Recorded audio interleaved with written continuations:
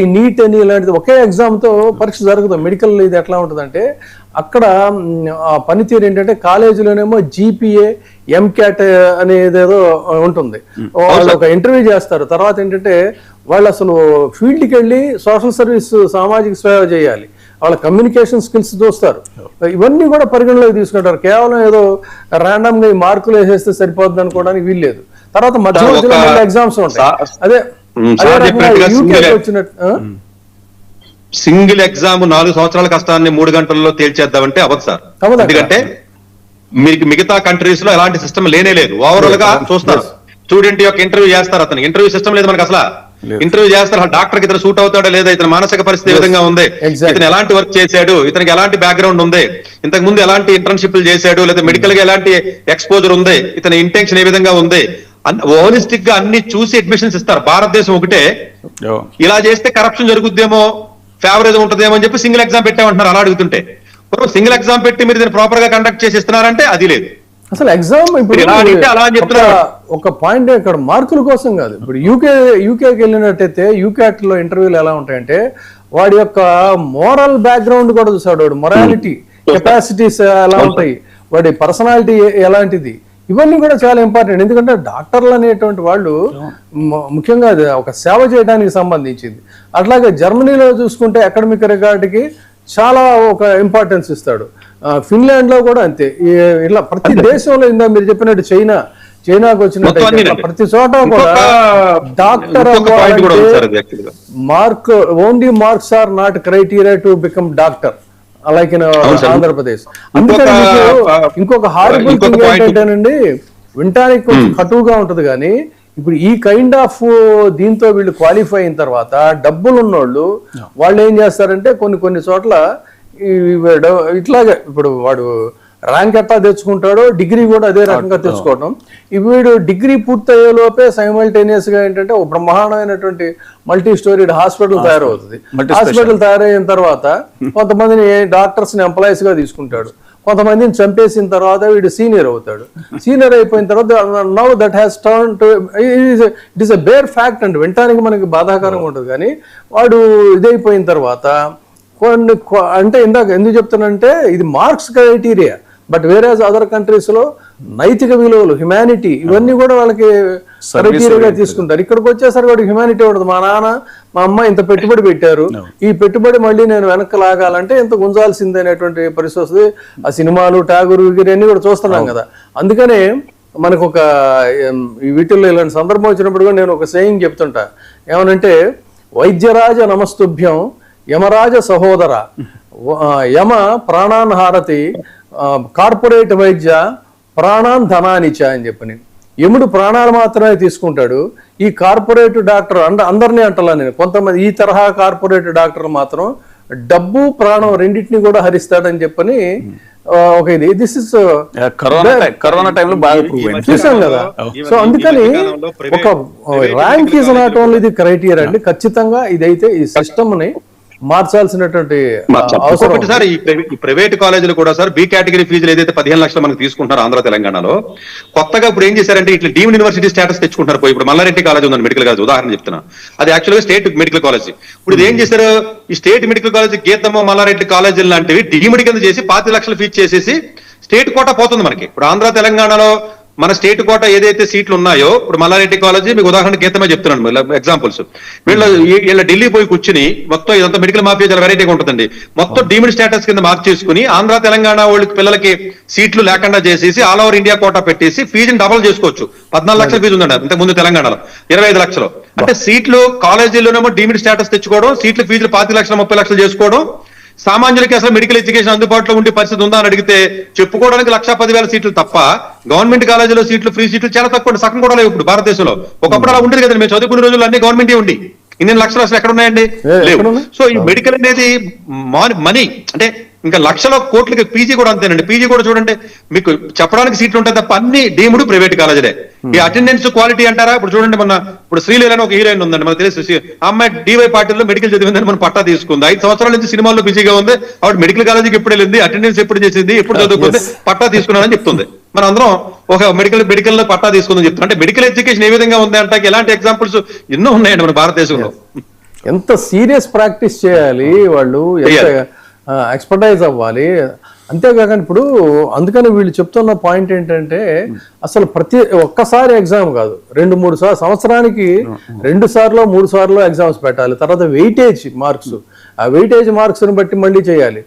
And more over ఇందా నేను చెప్పినట్టు రూరల్ స్టూడెంట్స్కి వాళ్ళకి ఇప్పుడు రిజర్వేషన్స్ లాగా రూరల్ స్టూడెంట్స్కి ఏంటంటే కొంత ప్రయారిటీ ఇవ్వాల్సినటువంటి అవసరం ఉందండి. తమిళనాడు గవర్నమెంట్ ప్రపోజ్ చేసింది సార్, గవర్నమెంట్ స్కూల్ 5% ఇస్తామని చెప్పి అంటున్నారు వాళ్ళు. తమిళనాడు ముందుకు వచ్చి వాళ్ళు ఏమన్నారంటే మా గవర్నమెంట్ ఇప్పుడు ఆంధ్ర తెలంగాణ గవర్నమెంట్ స్కూల్లో పిల్లలు చాలా మంది ఉంటారు, పాపం గవర్నమెంట్ స్కూల్స్ అంటే అన్ని రిసోర్సెస్ ఉండవు. మనం వాళ్ళకి ఇచ్చినట్టు తమిళనాడులో ప్రపోజ్ చేసినట్టుగా 5% ఆఫ్ ది సీట్స్ కనీసం పిల్లలకి ఇస్తే పాపం ఆ రూరల్ వాళ్ళు వచ్చి కోచింగ్ సెంటర్ లక్షలు పెట్టి చదువుకోలేరు పాపం, వాళ్ళు వీళ్ళతో పోటీ పడలేరు. సో వాళ్ళని మనం కాపాడుకోవాలి, ఎందుకంటే వాళ్ళకి క్రియేటివిటీ ఉంటుంది, పాపం వాళ్ళకి సరైన సపోర్టింగ్ సిస్టమ్ రిసోర్సెస్ ఉండవు. సో డెఫినెట్ గా సార్ చెప్పినట్టు రూరల్ గా ఏదైతే పిల్లలు ఉన్నారో వాళ్ళకి డెఫినెట్ గా ఎంతో కొంత సపోర్టింగ్ సిస్టమ్ ఇవ్వాలి. అలాగే ఇంకొక వ్యాలిడ్ పాయింట్ చెప్పారు సార్, ఒక్కసారి ఎగ్జామ్ పెడితే ప్రెజర్ సార్, జేఈ లాగా 2 సార్లు కాకుండా ఒకప్పుడు జేఈలో కోవిడ్ లో 4 సార్లు పెట్టారు, 3-4 టైమ్స్ పెడితే ఆ ప్రెజర్ పాపం ఉందనుకుంటాడు, మానేసి ఇంకోసారి రాస్తాడు. కనీసం నార్మలైజేషన్ సిస్టమ్ లో ఒకేసారి పెట్టడం వల్ల హ్యూజ్ ప్రెజర్ వచ్చేస్తుందండి పిల్లల మీద. ఆ టెన్షన్ పడిపోయి ఎగ్జామ్ హాల్కి వెళ్ళిన తర్వాత హెల్త్ పాడు చేసుకోవడం, ఎగ్జామ్ లేకపోవడం, అదే 3 టైమ్స్ అనుకోండి ఓకే కొంచెం స్టెబిలిటీ అవుతాడు, ఒకసారి రాస్తాను రాకపోతే ఇంకోసారి ట్రై చేయొచ్చు అని ఉంటుంది. అసలు సింగిల్ టైం ఎగ్జామ్ అనేది కాదండి. ఇప్పుడు శాట్ ఎగ్జామ్ ఉందండి, జిఆర్ఈ ఎగ్జామ్ ఉంది, వేరే విదేశాలకు వెళ్ళి చదువుకోవడానికి పిల్లలు రాస్తారండి. ఎన్ని సార్లు రాసుకోమంటాడు వాడు, నువ్వు 10 సార్లు రాసుకుంటా 20 సార్లు రాసుకుంటా రాసుకో, నాకు హైయెస్ట్ స్కోర్ ఇచ్చాలని చెప్తాడు. అంటే చూసారా ప్రెజర్ ఉండదు అప్పుడు, జిఆర్ఈ ఎగ్జామ్ రాయాలి, శాట్ ఎగ్జామ్ రాయాలి. అట్లాగా ఇలా నార్మలైజ్ చేయడం కానివ్వండి, ఆన్లైన్ సిస్టమ్ లోకి రావడం కానీ, మల్టిపుల్ టైమ్స్ కానీ ఇలా పెట్టడం వల్ల ఒకటి ఇలాంటి స్కామ్స్ నుంచి కానీ ఇలాంటి లీకేజ్ నుంచి తప్పించుకోవచ్చు, పిల్లలకు ప్రెజర్ తగ్గించవచ్చు. అలాగే ఒకే సింగిల్ క్రైటీరియా పెట్టడం వల్ల కోచింగ్ సెంటర్ వాళ్ళు దగ్గరగా మీకు సివిల్ సర్వీసు, ఐఐటి, నీట్ కలిపితే దగ్గర 60,000 కోట్ల వ్యాపారం జరుగుతుందండి. 60,000 కోట్ల వ్యాపారం, అది వైట్ మనీ, జిఎస్టీ కట్టిన అమౌంట్ బట్టి చెప్తున్నాను నేను. ఇంకా అనార్గనైజ్డ్ గా చాలా క్యాష్ తో చేస్తా ఉంటారు, అది కూడా ఏమీ అఫీషియల్ గా తీసుకోరండి. జరుగుతుందండి. అందుకే ఇప్పుడు మెయిన్ పాయింట్ ఏంటంటే అసలు వీళ్ళు ఎగ్జామ్ ఏదో రాయటం, క్వాలిఫై అవటం అంటే ఏంటంటే just they are without any humanity, without any service orientation, just ఒక రోబోటిక్స్ గా తయారవుతున్నారు. అది అసలు అత్యంత మనకి ఫ్రాంకెన్స్టీన్ కథ తెలుసు కదా, ఇంకా పచ్చిగా చెప్పాలంటే ఒక ఫ్రాంకెన్స్టీన్స్ లా తయారవుతున్నారు తప్ప వాళ్ళల్లో ఒక మానవత్వం కానీ, ఒక నైతికత కానీ, ఒక సమాజం పట్ల ఒక బాండింగ్ కానీ ఇలాంటివి ఏమి లేకపోవడం చాలా బాధాకరం అండి. డాక్టర్స్ అనేటువంటి వాళ్ళు, మనం వైద్యో నారాయణ హరి అంటే ఏంటి, దాదాపుగా దేవుడు జన్మనిస్తే వీళ్ళు పునర్జన్మని ఇచ్చేటువంటి వాళ్ళు, అంటే అంత దైవత్వం ఉండాలి. కానీ ఎక్కడా కూడా మెర్సీలెస్గా ఎందుకు తయారవుతున్నారంటే మరి lakhs of rupees, crores of rupees ఖర్చు పెట్టినప్పుడు మేము అందులో వాటిని వెనక్కి తీసుకుంటే తప్పేంటి అనేది వాళ్ళ సెల్ఫ్ జడ్జిమెంట్. ఈ సెల్ఫ్ జడ్జిమెంట్తోనే వీళ్ళు ఇంత ఇన్హ్యూమన్గా తయారవుతున్నారు.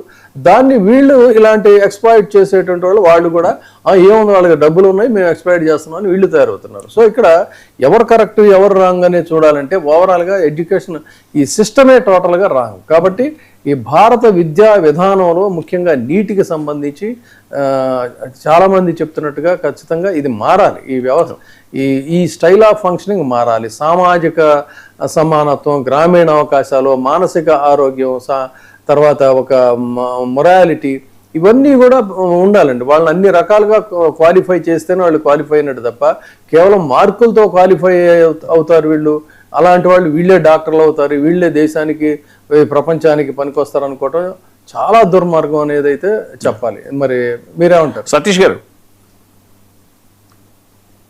సార్ మీ వాయిస్ మ్యూట్ లో ఉంది సార్. నా మాట వినపడుతుంది sir? Okay sir, okay continue. Sir ఇది ఎందుకు జరుగుతుంది అంటే సార్ చెప్పినట్టుగా ఒక ఎగ్జామ్ పెట్టి పొద్దున్న 8 గంటల రాత్రి 10 దాకా రుద్దితే ఆడికి అసలు మిగతా సెన్సిటివిటీ, మిగతా సోషల్, మిగతా ఎందుకు వస్తుంది? ఒకే ఎగ్జామ్ ఇది పాస్ అవరా బాబు, ఇది మార్పు వచ్చినట్లే సీట్ ఇస్తామని చెప్తున్నప్పుడు పొద్దున్న 6ంటికి పిల్లలను పంపించి మనమే సాయంత్రం 10ంటికి వెనక్కి తీసుకొచ్చి సిస్టమ్ లోకి మనం ఎప్పుడైతే ఎడ్యుకేషన్ సిస్టమ్ ఎప్పుడు వచ్చిందో మిగతా స్కిల్స్ వాడు హార్ట్ గానే తయారవుతాడు, వాడు స్మూత్ గా ఎందుకు తయారవుతాడు? మనమేమి అలాంటి సిస్టమ్ లేదు కదా మనకి. అసలు ఈ ఎగ్జామ్ సిస్టమే తప్పిది, ఇలా సింగిల్ ఎగ్జామ్ బేస్డ్ సిస్టమే తప్పు. అలా కాకుండా ఈ ఎగ్జామ్ కాకుండా మల్టిపుల్ ఫ్యాక్టర్స్ పెట్టి క్రైటీరియాస్ వెయిటేజ్ ఇచ్చుకుంటా వచ్చినట్లయితే అసలు మీకు ఇది ఉండదు కదండి. అప్పుడు మీరు అన్నట్టుగా అన్ని వస్తాయి. ఓ బాబు ఈ క్వాలిటీ ఉండాలి, లేకపోతే ఈ క్వాలిటీ ఉండాలి, లేకపోతే ఒరే సమ్మర్లో హాస్పిటల్ గారు పని చేయి, 2 హాస్పిటల్లో పని చేయి, లేకపోతే షాడోయింగ్ చేయి, లేకపోతే ఈ పని చేయి, లేకపోతే ఈ పని చేయి అని చెప్పేసి ఆ వెయిటేజ్ సిస్టమ్ అనేది కొంచెం డిఫరెంట్ గా పెట్టకుండా సింగిల్ ఎగ్జామ్ ఎప్పుడైతే మీకు పెట్టారో ఫోర్స్ఫుల్ గా తప్పట్లేదండి. వీడు పొద్దున్న 6ంటికి 7ంటికి మొదలెట్టడం 10ంటి దాకా చదవడం. ఇంకా వేరే ప్రపంచం ఏముంటది? వాడు సెల్ఫిష్ గా తయారవుతాడు. నేను 5 ఏళ్ళు కష్టపడి చదివాను, మా నాన్న ₹1 పెట్టి మెడిసిన్ చదివించాడు, నాకు డబ్బులు కావాలి, ఇదంతా ఎందుకు చెప్తున్నారు సార్ అని అడుగుతాడు. మీరు చెప్తే అడిగి ఇంతే సిస్టమ్ ఉంటుందండి. సో గవర్నమెంట్ డెఫినెట్ గా దీన్ని సీరియస్ గా తీసుకుని, ఒకటి కంప్యూటర్ బేస్డ్ టెక్నాలజీని వాడేసి ఇంకా paper based, pen and paper based కాకుండా టెక్నాలజీని మార్చుకుని ఇలాంటి లోపాలు జరగకుండా చూసుకోవాల్సిన బాధ్యత ఉంటుంది. ఒకటి అకౌంటబిలిటీని ఫిక్స్ చేయకుండా కింద ఎవడో ఏదో స్కామ్ చేశాడు కదా అని చెప్పి వాడిని జైల్లో వేసి ఆడిని పనిష్మెంట్ చేయడం వల్ల యూజ్ ఉండదు. అకౌంటబిలిటీ ఉండాలి సార్. ఎవడో చేసిన తప్పుకి పిల్లలు ఎందుకు బాధపడాలి? ఎవడో చేసిన తప్పుకి ఒకటి తప్పు చేస్తే ఇంకొకటి బాధపడడం అనేది ఏదైతే ఉంటుందో, ఇది డెఫినెట్ గా మన జ్యుడిషియరీ సిస్టమ్ అంతేనండి. దీన్ని కొంచెం మారాలంతే. ఎందుకంటే లేకపోతే ఎవడో చేస్తాడు ఇంకొకటి సఫర్ అవుతూ ఉంటాడు. ఇది మారాలి. సో అట్లాగే డెఫినెట్ గా ఈ ఎగ్జామ్ ఏదైతే ఇప్పుడు రీకండక్ట్ చేస్తారో డెఫినెట్ గా రీకండక్ట్ చేస్తారు. ఈ రీకండక్ట్ చేసినప్పుడు కూడా ఇప్పుడు సడన్ గా 10 రోజుల ముందు 5 రోజుల ముందు టైం ఇస్తే వాళ్ళు కంగారు పడతారు పిల్లలు. దీనికి కూడా సఫిషియెంట్ టైం ఇవ్వాలి వాళ్ళకి. ఎందుకంటే ఇప్పుడు క్యాన్సిల్ చేసామని చెప్తున్నారు తప్ప ఎన్టీఏ మళ్ళీ ఎప్పుడు ఎగ్జామ్ పెడతారో, ఏ స్టేట్ లో పెడతారు అన్నది కూడా ఇప్పుడు ఇంకా వాళ్ళు అనౌన్స్ చేయలేదు. అనౌన్స్ చేసినప్పుడు సఫిషియెంట్ టైం, ఎందుకంటే రిలాక్స్ అయిపోయారు. మేము 3వ తారీఖున ఎగ్జామ్ అయిపోయిన తర్వాత పిల్లలు మళ్ళీ ఆ మూడ్ లోకి రావాలి, పాపం చదవాలి అనుకుంటే మళ్ళీ కొంత టైం అనేది వాళ్ళకి ఇవ్వాలి. ఇచ్చి చదివి వాళ్ళకి అవకాశం ఇచ్చినట్లయితే మేబీ వస్తారు. కొంతమందికి ఎలాగ సఫర్ అవుతారు, తప్పదు. ఇలాంటి జాగ్రత్తలు తీసుకోవాలి. డెఫినెట్ గా దీనికి రెస్పాన్సిబిలిటీ అయితే తీసుకోవాలి. ఎడ్యుకేషన్ మినిస్టర్ కానివ్వండి, లేకపోతే ఎన్టీఏకి సంబంధించిన వాళ్ళు కానివ్వండి, నేషనల్ మెడికల్ కౌన్సిలింగ్ కానివ్వండి, లేకపోతే మినిస్ట్రీ ఆఫ్ ఏదైతే హెల్త్ సంబంధించిన వాళ్ళు ఎవరైతే ఉన్నారో వీళ్ళు డెఫినెట్ గా దీనికి సంబంధించి బయటకు వచ్చి మాట్లాడాలి. ఇప్పుడు దాకా మాట్లాడలేదు. సో ఇలాంటిది జరగకూడదు. ఎందుకంటే నీట్ రూల్స్ అండ్ రెగ్యులేషన్స్ మీద ఉన్న స్ట్రిక్ట్నెస్, దాని మీద ఉన్నటువంటి శ్రద్ధ, ఒక 5 నిమిషాలు లేట్ గా పిల్లడు వెళ్ళడని చెప్పేసి 2 నిమిషాలు లేట్ గా వెళ్ళడం బయటకు ఎంటేశారు చాలా మంది పిల్లల్ని. అంత స్ట్రిక్ట్ గా ఫాలో అవుతున్నాం. అంత స్ట్రిక్ట్ గా ఫాలో అయిన మనం మరి ఎగ్జామే మొత్తం లీక్ అయింది. దీనికి ఎవడ రెస్పాన్సిబిలిటీ? ఎవడో అకౌంటబిలిటీ తీసుకోకపోతే నాకేం సంబంధం లేదు, కింద ఎవడో పేపర్ లీక్ చేశాడు అని అంటే అది కరెక్ట్ కాదండి. డెఫినెట్ గా ఇది 1,25,00,000 మంది జీవితాలకి, వాళ్ళ మానసికంగా ఉన్నటువంటి పరిస్థితికి సంబంధించింది. ఒక విద్యార్థి లాస్ట్ ఇయర్ మీకు గుర్తు చేస్తున్నాను, సీట్ రాలేదని, రిజర్వేషన్ ఉంటే సీట్ వస్తే కాల్ నరుక్కున్నాడండి. Okay sir, thank you sir. Recent గా థ్యాంక్ యూ సతీష్ గారు లైవ్ లో జాయిన్ అయినందుకు. Thank you very much sir. Yes.